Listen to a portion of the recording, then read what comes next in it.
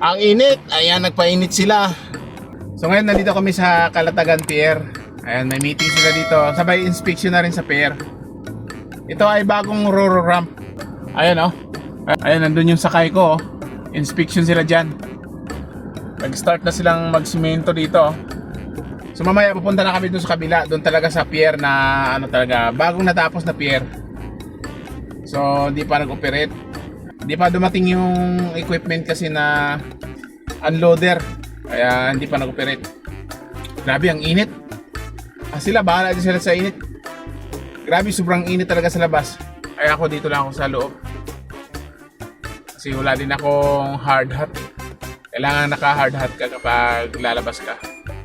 May mga barge oh, may loading.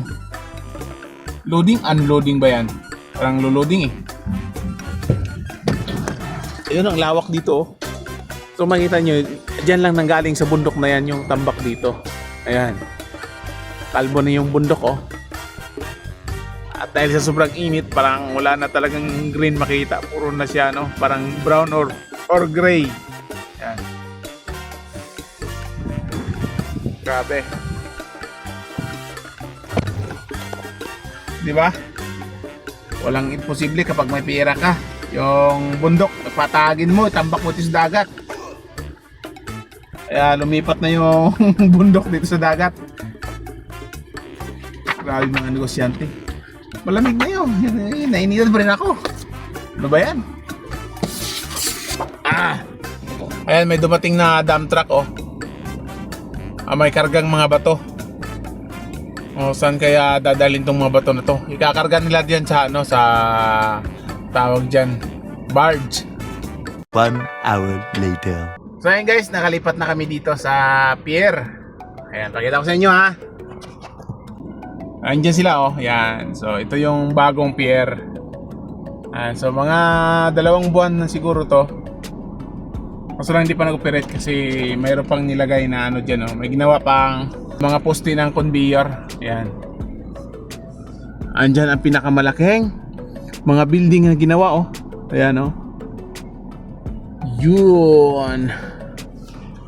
Dahil ang init, dito lang tayo sa loob. Wala na sila magpainit sa labas. Dagat oh.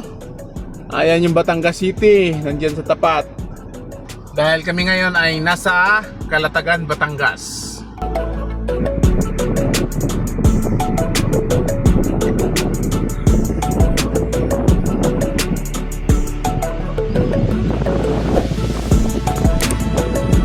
Ayan, so yung kasama natin is magpapalipad siya ng drone.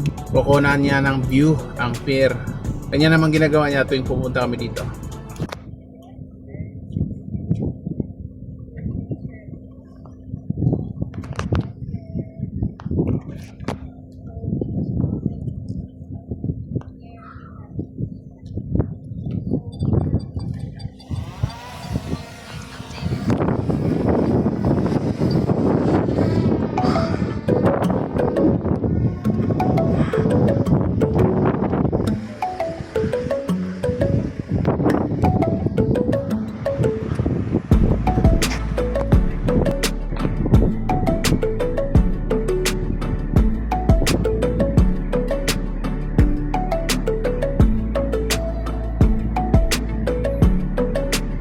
No.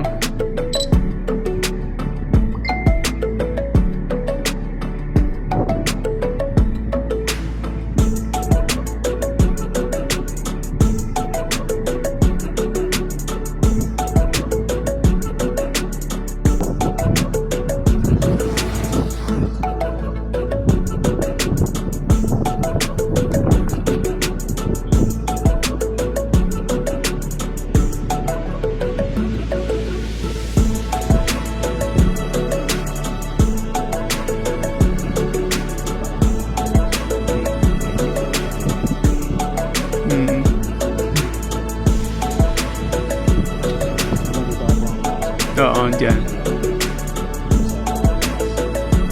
Kaya mo pumili. Okay naman. Kaya.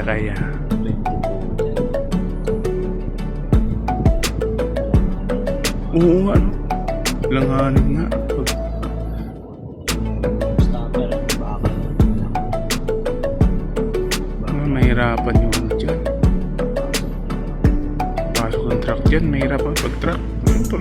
service lang. Pero pag truck, ay, mahirap.